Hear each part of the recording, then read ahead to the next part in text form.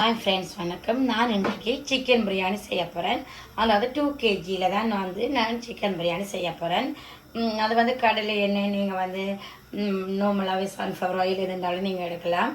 நான் 2 kilo chicken biryani செய்ய போகிறேன்றபடியாக நான் 400 ml வந்து எண்ணெய் வந்து நான் சேர்க்கிறேன். இப்போ வந்து நல்ல வடிவாக சட்டி சூடாகட்டுக்கும், எண்ணெயும் நல்லா சூடாகட்டுக்கும்.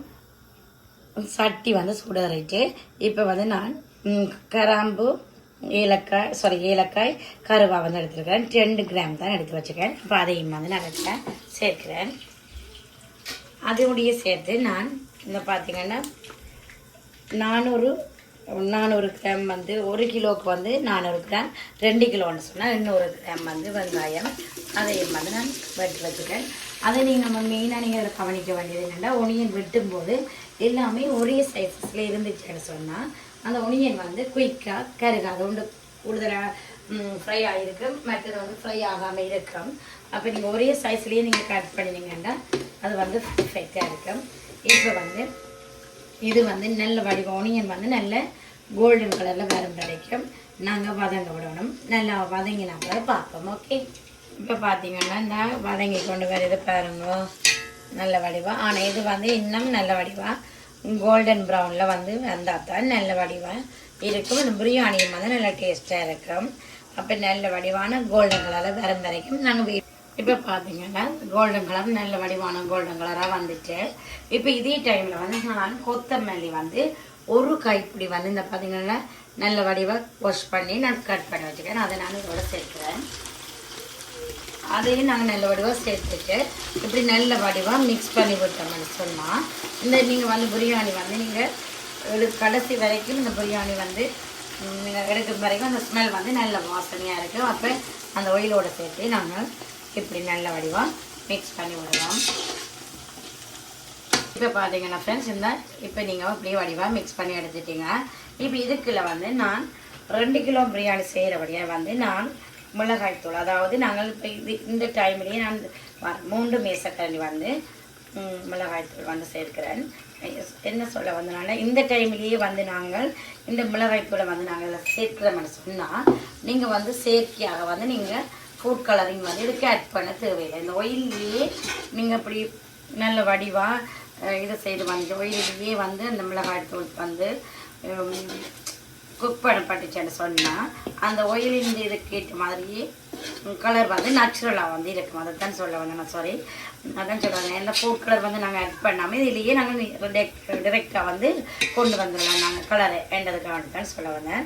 இப்போ இதோட வந்து நான் இனி அரை கைப்பிடி வந்து முதல் நான் கொத்தமல்லியில் எடுத்தேன். இப்போ அரை கைப்பிடி வந்து நான் இது வந்து எடுக்கிறேன், சாரி மின்ட் வந்து எடுக்கிறேன். அப்போ அதையும் வந்து நாங்கள் இதோட சேர்த்துட்டு அதையும் வந்து நல்ல வடிவாக இப்படி நாங்கள் மிக்ஸ் பண்ணி விடுவோம். அதுவும் ஒரு 2 மினிட்ஸ் வந்து கொஞ்சம் வதங்கி இப்படி வரட்டுக்கும். ஓகே, அதுவும் நல்ல வடிவாக வதங்கினா பிறகு பார்ப்போம். ஓகே, நாங்கள் வடிவாக மிக்ஸ் பண்ணி எடுத்தாச்சு. இப்போ இதோட வந்து நான் பச்சை மிளகாய் வந்து சேர்க்க போகிறேன். 1 கிலோவுக்கு நீங்கள் 6 பச்சை மிளகாய் எடுத்தால் ஓகே. 2 கிலோனுடைய நான் இப்போ வந்து 12 பச்சை மிளகாய் எடுத்துருக்கிறேன். இப்போ அதையும் நல்ல வடிவாக மிக்ஸ் பண்ணி விடுவோம். அதோட வந்து 200 கிராம் வந்து பூண்டு, 100 கிராம் வந்து இஞ்சி வந்து எடுத்துருக்கிறேன். அதுவும் வடிவாக பேஸ்ட் பண்ணி வச்சுக்கிறேன். இப்போ அதையும் இதோட வந்து சேர்ப்போம்.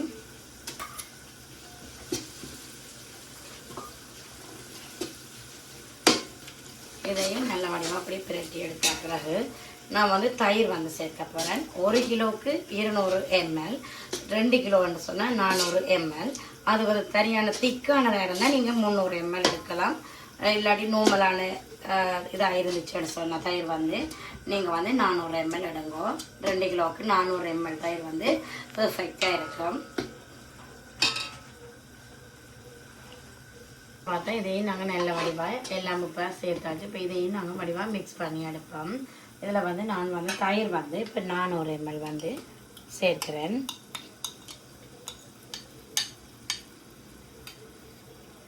இப்போ அதையும் நல்ல வடிவாக மிக்ஸ் பண்ணி விடுவோம்.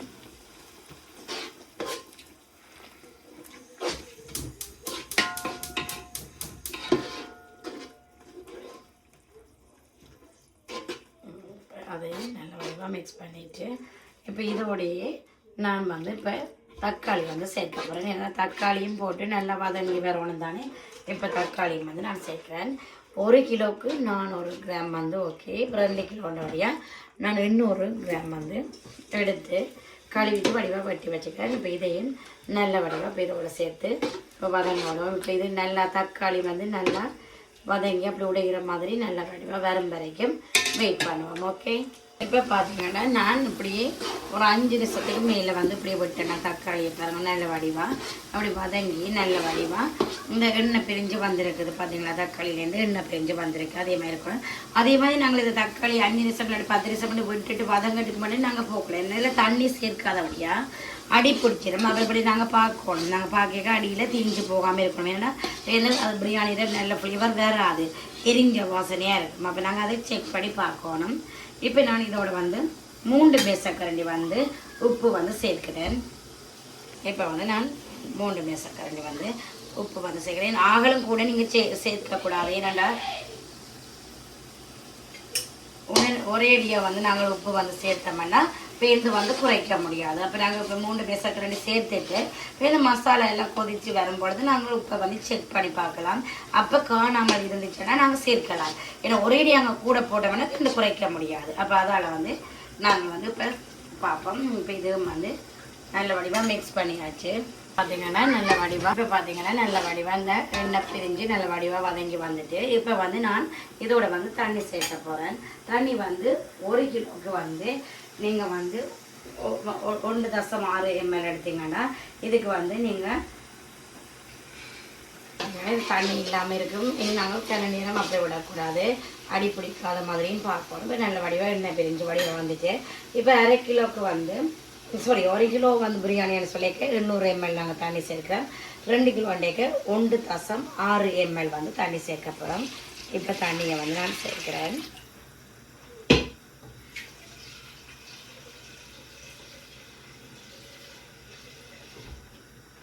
இப்போ தண்ணி வந்து சேர்த்தாச்சு. நல்ல வடிவாக மிக்ஸ் பண்ணிவிட்டு ஹை ஃப்ளேம்லேயே நாங்கள் வந்து நல்ல வடிவாக கொதிச்சு வர விடுவோம். இப்போ அதுக்கு பிறகு வந்து நீங்கள் என்ன செய்யணும்னா இப்போ நெருப்பை வந்து நாங்கள் ஹை ஃப்ளேமில் விட்டுட்டு நல்லா மூடி போட்டு மூடி விட்டோம்னா நல்லா கொதித்து ஆவியாக வரும்போது நீங்கள் என்ன செய்யணும்னா நெருப்பை வந்து நல்லா குறைச்சி விடுங்க. குறைச்சி விட்டுட்டு ஒரு 10 to 15 நிமிஷம் விட்டிங்கன்னா ஓகே. அதுக்காக கூட டைம் விடக்கூடாது. என்ன அடியில் வந்து அடி பிடிச்சிடும். அப்போ இப்போ வந்து நான் மூடி போட்டு மூடிட்டு 15 நிமிஷம் நல்லா கொதிச்சதுக்கு பிறகு வந்து குறைச்சி விட்டுட்டு 15 நிமிஷம் விட போகிறேன். இப்போ வந்து நான் மூட போகிறேன். ஃப்ரெண்ட்ஸ், நான் இதை வந்து உங்களுக்கு காட்ட மறந்து போனேன். இப்போ நாங்கள் மசாலாக்கள் எல்லாம் மூடி போட்டு மூடி 15 நிமிஷம் விடுற டைமில் நான் இது வந்து சட்டியில் புரிம்பா சுடு தண்ணி வடிவாக வச்சுருக்கிறேன். ஏன்னா இதில் அரிசி வந்து எல்லாம் சேர்க்கிறதுக்காண்டி. இப்போ அது நல்லா கொதிச்சுட்டு நான் 2 மேசக்கரண்டி வந்து உப்பு வந்து சேர்க்கிறேன். இப்போ இதை வந்து நாங்கள் மிக்ஸ் பண்ணிவிட்டு இதை விட வந்து நான் இதுக்குள்ள வந்து ரைஸ் வந்து சேர்க்க போகிறேன். இப்போ பார்த்தீங்கன்னா நான் ஓப்பன் பண்ணியாச்சு. இப்போ வந்து இதையும் நல்ல வடிவாக மிக்ஸ் பண்ணி விடுவோம். ஓகே, இதையும் நல்ல வடிவாக மிக்ஸ் பண்ணிவிட்டு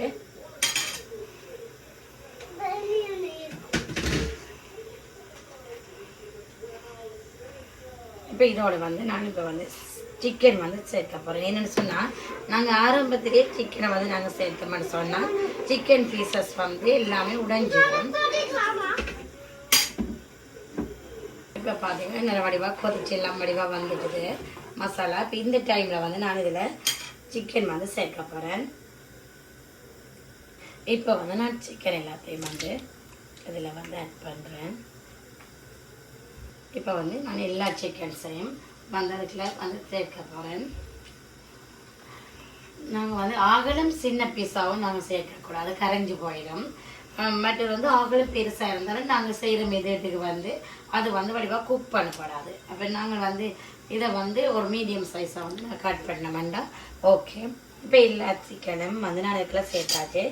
இப்போ இதை வந்து நாங்கள் அப்படி மெல்லவாக மிக்ஸ் பண்ணி விடுவோம்.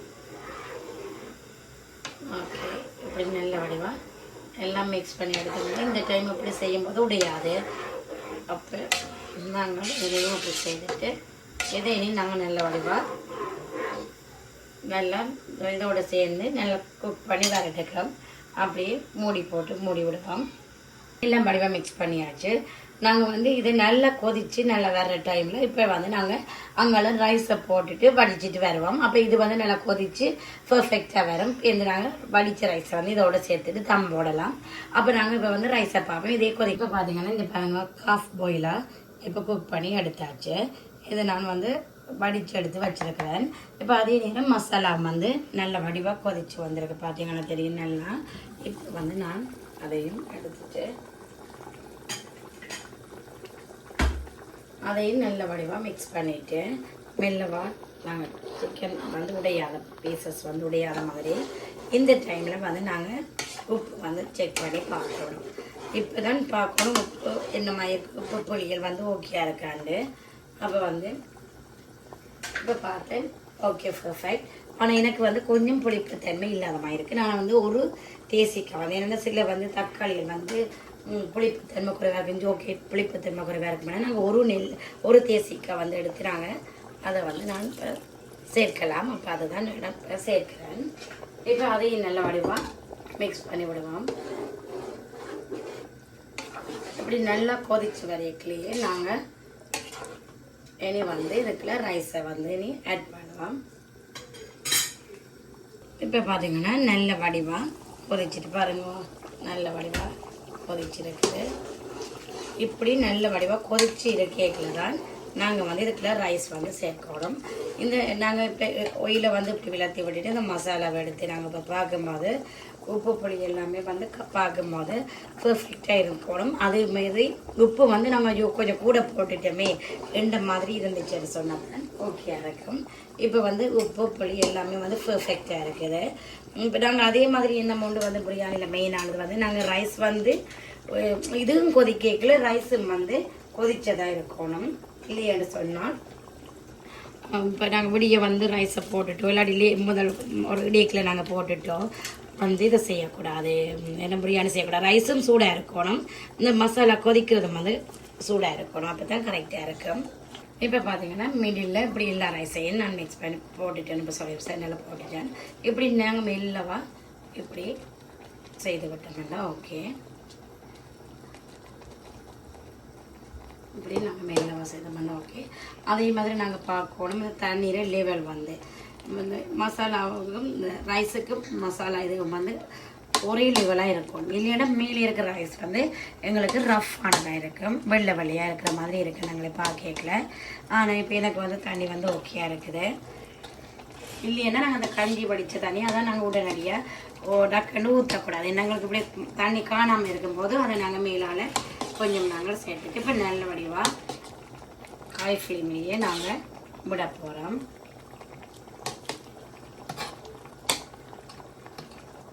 இப்போ பார்த்தீங்கன்னா இதே இந்த லெவலுக்கு வந்து நாங்கள் இருக்கணும். அதே நேரம் கரண்டியை நாங்கள் இப்படி போடக்கூடாது. ஃப்ளட்டாகவே இப்படி நாங்கள் வடிவாக வச்சு இப்படியே அழுத்தி நல்ல வடிவாக வச்சோம்னா தான் அது வந்து உடையாமல் இருக்கும் வடிவாகவும் அந்த பிரியாணி உங்களுக்கு நல்ல இதாகவும் வரும். இப்போ வந்து நான் இதை ஹை ஃப்ளேம்லேயே நல்ல வடிவாக விட்டு நல்லா கொதிச்சு நல்லா ஆவி வரும் வரைக்கும் இப்போ நான் தம் பண்ண போகிறேன். பார்த்தீங்கன்னா டம் பண்ணுறதுக்கு நான் ஒரு 15 மினிட்ஸ் வந்து இப்போ நல்ல ஹை ஃப்ளேம்லேயே இருக்குது. என்னென்னு சொன்னால் நல்ல வடிவாக கொதிச்சு இந்த சைட் எல்லாம் நல்ல வடிவாக ஆவி வரும் வரைக்கும் நாங்கள் அப்படியே விடணும். இப்போ இந்த ஆவி வந்த பிறகு இந்த புகையா அப்படின்னு உங்களுக்கு பார்க்க தெரியும். அப்படி வந்த பிறகு மெல்லிய நெருப்பில் நல்ல வடிவாக நீங்கள் குறைச்சி விட்டீங்கன்னா ஒரு 15 நிமிஷம் விட்டீங்கன்னு சொன்னால் நல்ல பர்ஃபெக்டாக நல்ல உளுந்த தன்மையாக இருக்குது பார்க்க பிரியாணி. இப்போ கொஞ்சம் லேட்டாக நாங்கள் பார்ப்போம். ஓகே, இப்போ வந்து நாங்கள் ஓப்பன் பண்ணி பார்ப்போம். 15 மினிட்ஸ் அப்புறம் பார்த்தீங்களா நல்ல வடிவாக ஸ்டீம் பண்ணியிருக்கு. இந்த பார்த்தீங்களா ஓகே. இப்போ நாங்கள் அதை மெல்லவா ஓப்பன் பண்ணுவோம். இப்போ மெல்லவா பாருங்க என்ன வடிவாக இருக்குதுன்னு பார்த்தீங்களா நல்ல பர்ஃபெக்டாக இருக்குது. நல்ல வடிவாக என்ன நல்ல உளுர்ந்த பதமாக நல்ல வடிவாக இருக்குது. இப்படி நாங்கள் மெல்லவா எடுத்துட்டு இப்படி பார்த்தோம்னா கரெக்டாக இருக்குது பாருங்க.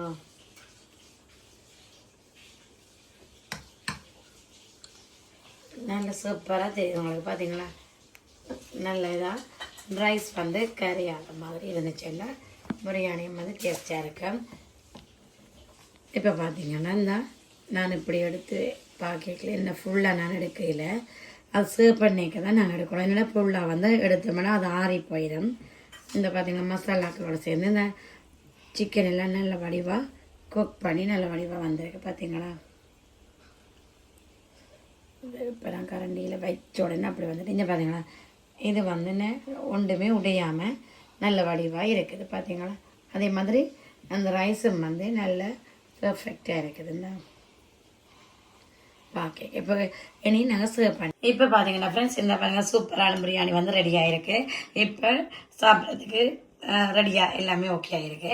இப்போ வந்து நான் வந்து ரைதா வந்து நான் இந்த மெத்தடில் வந்து நான் எப்படி செய்யறேன், ஜோக்கெட் ஆட் பண்ணிவிட்டு அதுக்குள்ள வந்து cucumber, onion, green chilli, tomato, மற்ற கொஞ்சம் சால்ட், கொஞ்சம் லிட்டில் பிட் ஒரு பெப்பர் வந்து நாங்கள் அதில் ஆட் பண்ணோம்னா ஓகே பர்ஃபெக்டாக இருக்கும். அப்போ இது எல்லாத்தையும் நான் ஆல்ரெடி வந்து நான் எல்லாமே சேர்த்தபடியாக இப்போ வந்து உங்களுக்கு வீடியோவில் காட்டிட்டு நான் மிக்ஸ் பண்ணுறதுக்கு வந்து வச்சேன். இப்போ நாங்கள் இப்படி நாங்கள் மிக்ஸ் பண்ணி என்ன பண்ண சொன்னால் ரைதா வந்து அந்த க்ரீன் சில்லி அதில் எல்லாமே கடி படிக்கல இன்னும் நல்ல டேஸ்ட்டாகவும் இருக்கும், நல்லா இருக்கும். இதே மெத்தடில் நீங்களும் செய்து பாருங்க. அதே மாதிரி பார்த்தீங்கன்னா தெரியும் பிரியாணி வந்து பர்ஃபெக்டாக இருக்குது பாருங்க. நல்ல உளுர்ந்த பதமாக வடிவான இதாக வந்திருக்கு. பார்த்தீங்களான்னா தெரியும். நான் சொன்ன மெத்தட்லேயே நீங்கள் செய்து பாருங்க. அப்படின்னு சொன்னால் இதே மாதிரியே உங்களுக்கு பர்ஃபெக்டாக வரும். மற்றது வந்து இந்த வீடியோ பார்த்துட்டு இருக்க எல்லாருக்குமே thank you so much. Full and full please எல்லோரும் சப்போர்ட் பண்ணுங்க. என்ன வீடியோ எனக்கு வேணுமென்னு சொல்லி அதையும் எனக்கு கமெண்ட் பண்ணுங்க. தேங்க்யூ ஃபார் வாட்சிங். தேங்க்யூ எல்லாருக்கும். தேங்க்யூ. பாய்.